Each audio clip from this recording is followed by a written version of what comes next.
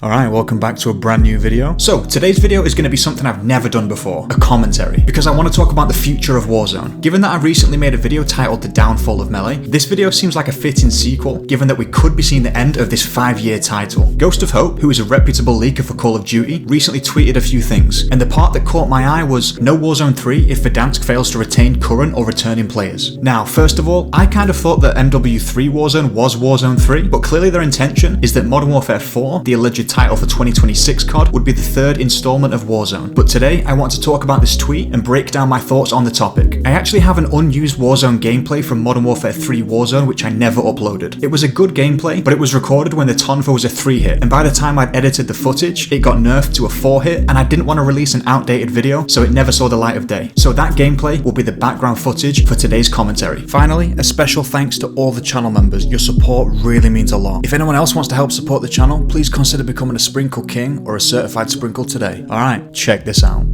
So I think the very first thing we need to even address is what is actually meant by no Warzone 3. So of course, in GhostOfHope's tweet, he did mention that there will be no Warzone 3 if Verdansk fails to retain current or returning players. So what exactly does he mean by no Warzone 3? Because that is kind of up for interpretation. Does this mean that they just won't make a new Warzone and that current Warzone will remain and continue to be worked on? Does it mean that current Warzone will no longer receive updates and they'll just abandon it? Or does it mean no future Warzone game and current Warzone servers would shut down just like they did in OG Warzone? I mean, personally, the option that makes the most sense to me would be that they continue to update current day Warzone, but just don't make a new installment with MW4. Reason being, Warzone is the only permanently free-to-play component of COD, so it kind of makes sense that this would remain, so that people who don't actually purchase Call of Duty each year will still be playing some kind of COD title and potentially spending money on bundles, so it does kind of make sense from a developer standpoint, in my opinion. But at this stage, it is kind of unclear what the plan actually is in the event that Verdansk does fail to retain players. So honestly, I have no idea,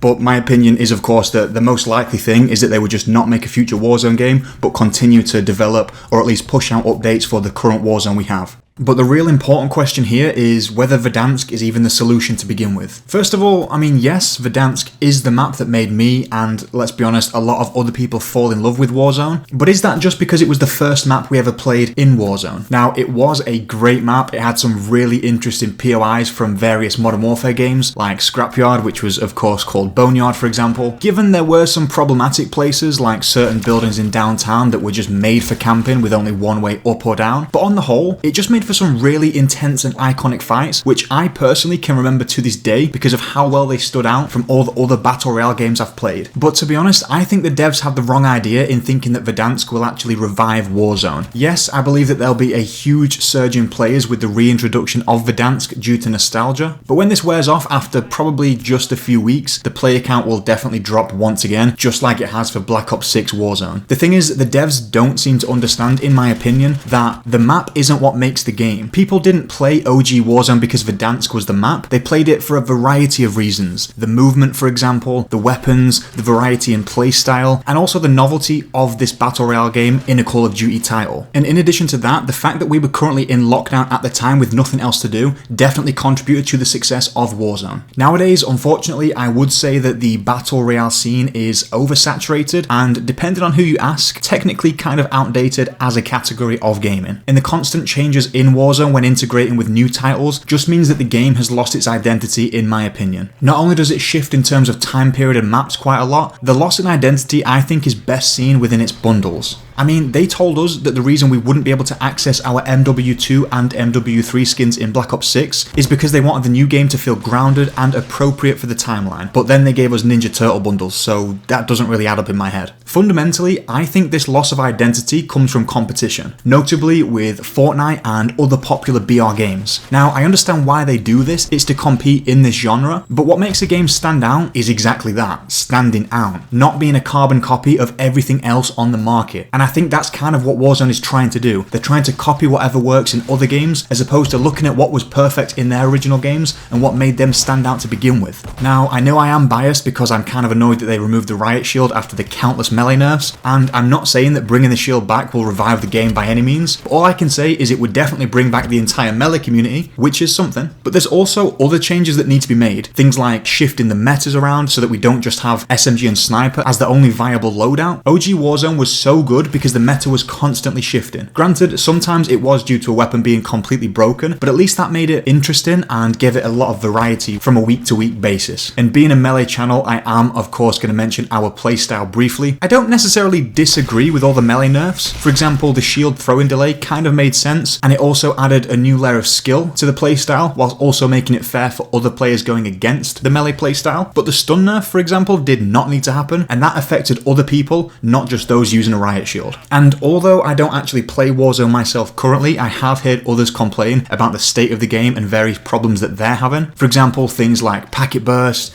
there's desync, lag, hackers, which has been a huge problem that's plagued the game for years. Gunplay is also complained about at times, and overall just the bugginess of Warzone as an experience. But basically what I'm trying to say is I think that the developers would be completely delusional to think that they can keep Warzone in its current state and just bring back Verdansk and that would somehow revive the player base. It's not just down to the map, it's down to those fundamental issues that need fixing. Because in my case, like I've said, I absolutely love Verdansk and I'll definitely check it out when it returns, but for my specific circumstance, if they don't give me the shield back, I definitely won't stick around because I'm not interested in that. And if those gameplay issues that I mentioned in the game aren't fixed alongside the return of Verdansk, I doubt that other players who have already moved on from the franchise will return back to Warzone long term. Without fixing those issues that I've mentioned, bringing back Verdansk would be completely redundant. It is not just the map that made OG Warzone great, it's a mixture of all those factors that we enjoyed about the experience to begin with. They need to go back to the basics and realise what worked, what didn't work, and what they need to do to get it back to how it was before. And that doesn't mean just bringing back the map. There's a lot more to consider here, and I really hope they do before they bring back Verdansk. But like I already mentioned, I am also very excited for the return of Verdansk because it is my favourite big map of all time. Honestly, none of the other maps like Al Mazrah or Urzikstan really scratched that itch for me, and plus Resurgence maps like Rebirth Island,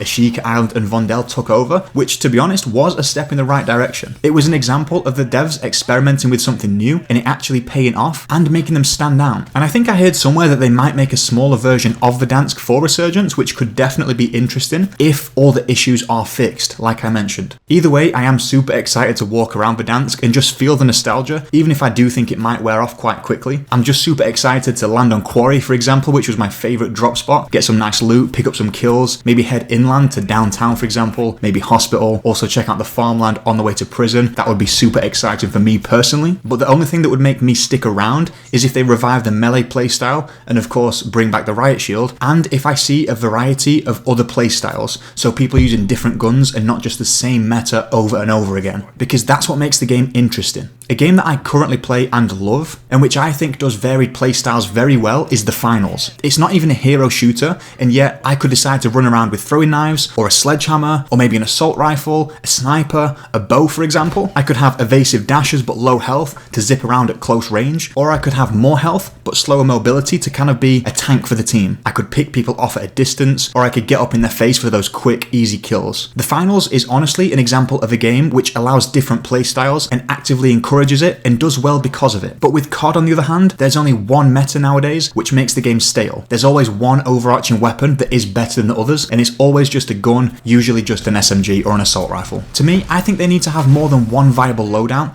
and this needs to change fairly frequently. For the melee playstyle specifically, there should be different melee weapons added, and the one which is best overall should shift. But they should all be viable in certain situations. For example, some should be slower movement speed but have better range, some should just be a good all-round weapon, and then some should be harder hitting but slower to attack. The same way how different guns are better for different situations. It's just the best way to balance the playstyle and allow for some variety in those playing as or against each individual playstyle. Now the last pivotal topic that I really want to discuss, and that relates to the main point in GhostOfHope's post, is do I think that Verdansk will actually fail to retain current or returning players? Honestly, there is unfortunately little doubt in my mind. I am so sure that this will fail because I think they're going to prioritize Verdansk and making that so perfect as a map that they'll overlook some of the underlying issues that are causing players to not enjoy the game. And if that's the case, if they don't take the time to iron out these bugs, fix those hackers by increasing the power of the anti-cheat system, then honestly I don't think people will stick around or continue to have a good time. I think, like I mentioned, there will be an initial spike, but I think this will die off because other fundamental issues won't be addressed and people just won't be able to stay engaged with the game,